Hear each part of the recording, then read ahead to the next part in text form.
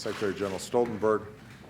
We are marking the 67th anniversary of the NATO Alliance, and NATO continues to be the linchpin, the cornerstone of our collective defense and U.S. Security policy.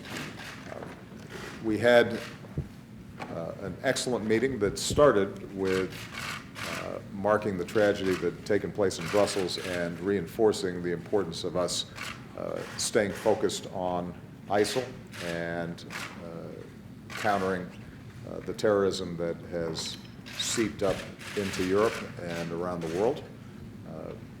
And we agreed that one of the most important functions that NATO is performing and can continue to perform is to help in the training and assisting process for troops in Iraq, in Jordan, in many of the areas in the region, and we are continuing to cooperate on an ongoing basis about operations potentially in areas like Libya, where you have the beginnings of a government, and we can, I think, provide enormous help in helping to stabilize those countries.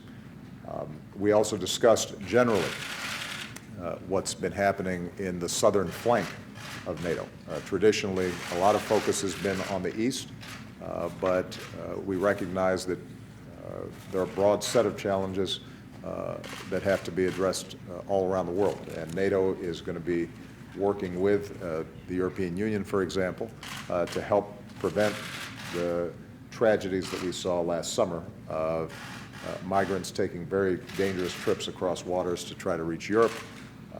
In cooperation with Turkey, Greece, and other countries, it's important for us to do that in a way that is humane and thoughtful, even as we're also working together to try to bring an end to the Syrian conflict.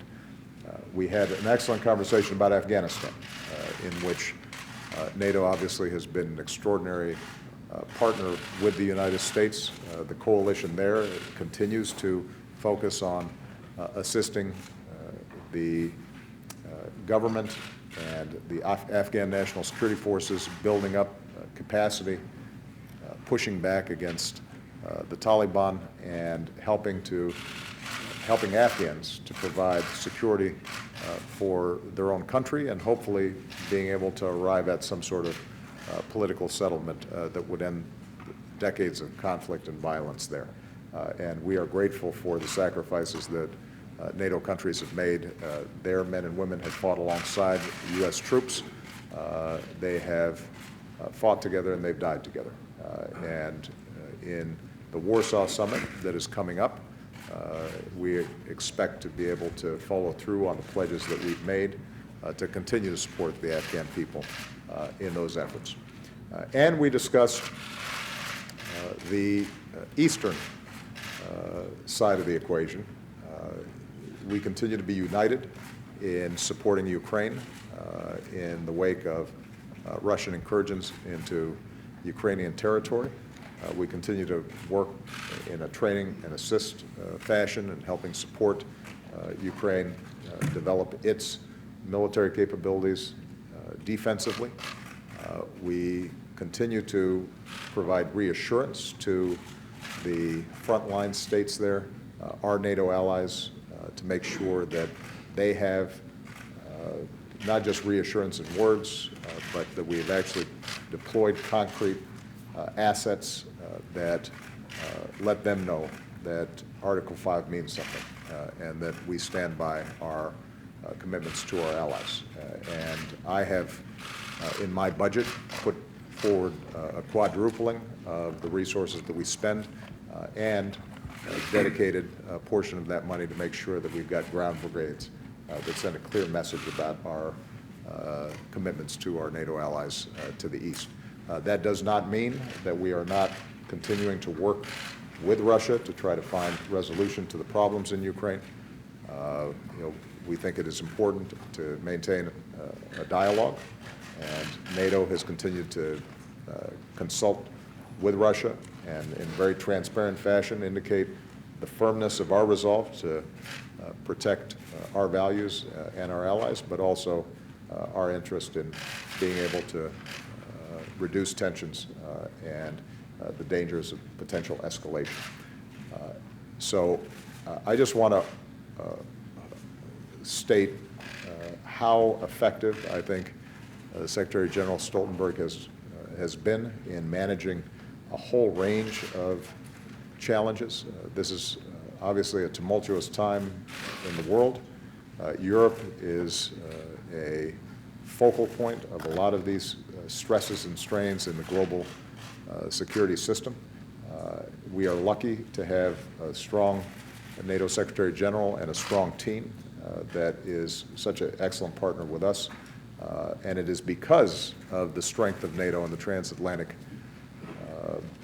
partnership, this transatlantic alliance, that I'm confident that despite these choppy waters, we will be able to continue to underscore and underwrite the peace and security and prosperity that has been the hallmark of the transatlantic relationship for so many decades.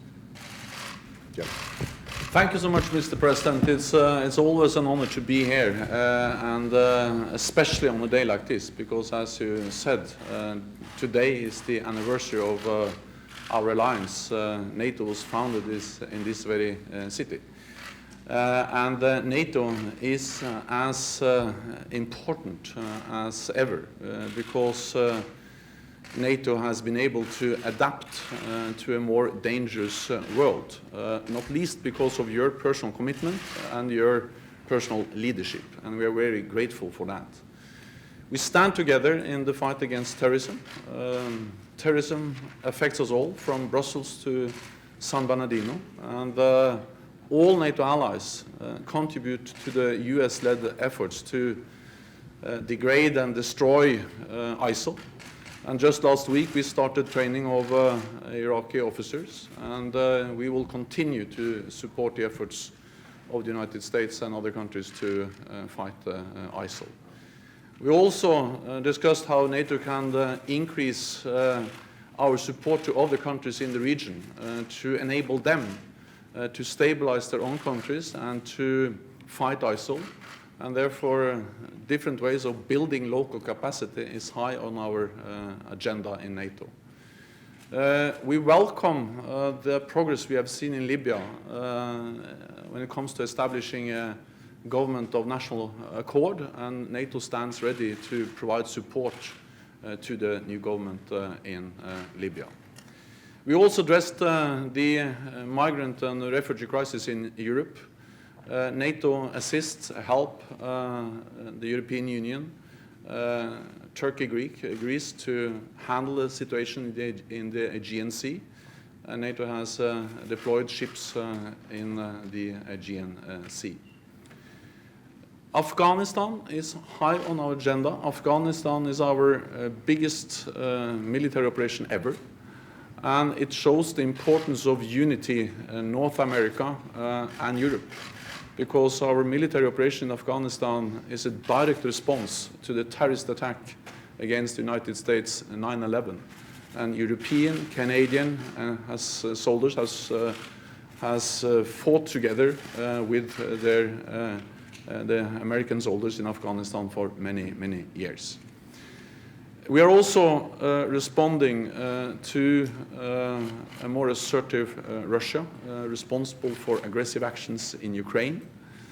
And I very much welcome again the leadership you have shown in increasing our collective defense in Europe with the European Reassurance Initiative, which is, as you proposed, going to be quadrupled in the budget we have proposed for the Congress.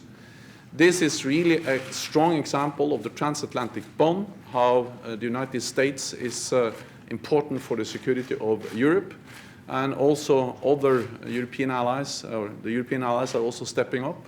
So together we are now implementing the biggest reinforcement to our collective defense since the end of the Cold War. I will work together with all the other NATO allies to make sure that they make good on the pledge they made together to increase defense spending. This is about that we have to invest more in our security when tensions increases, and therefore we have to make sure that we do what we promised, and that is to invest more in defense in the following years.